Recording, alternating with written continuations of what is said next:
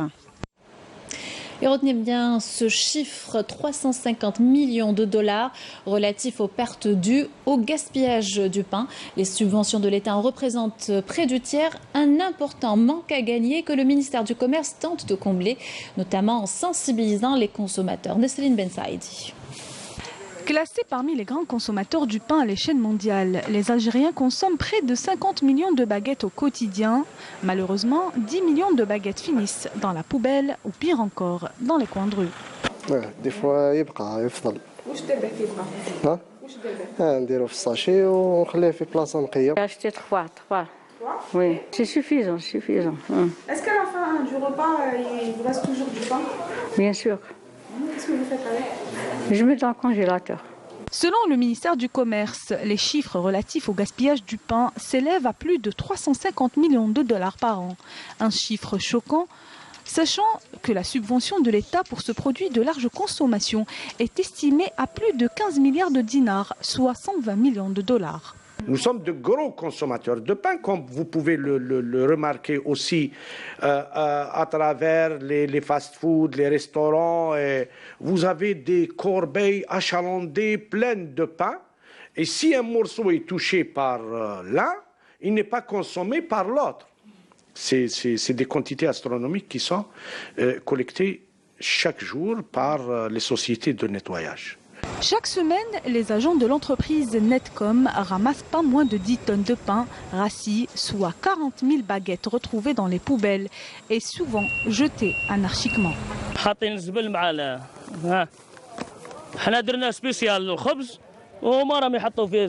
En 2018, on a récupéré plus de 100 tonnes de pain rassis.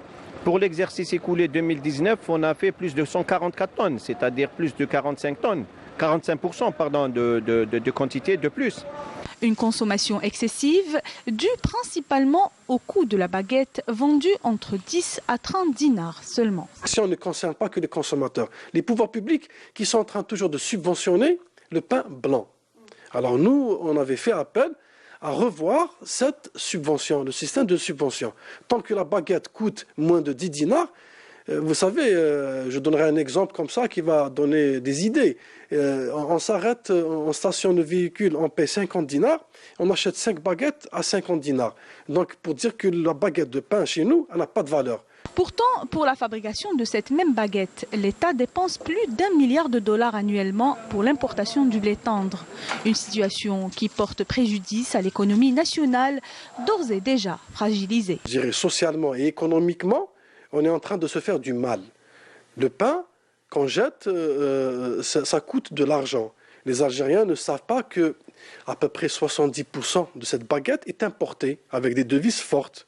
Le coût réel de la baguette, c'est à peu près 35-40 dinars. Face à cette situation, le ministère du Commerce tire la sonnette d'alarme.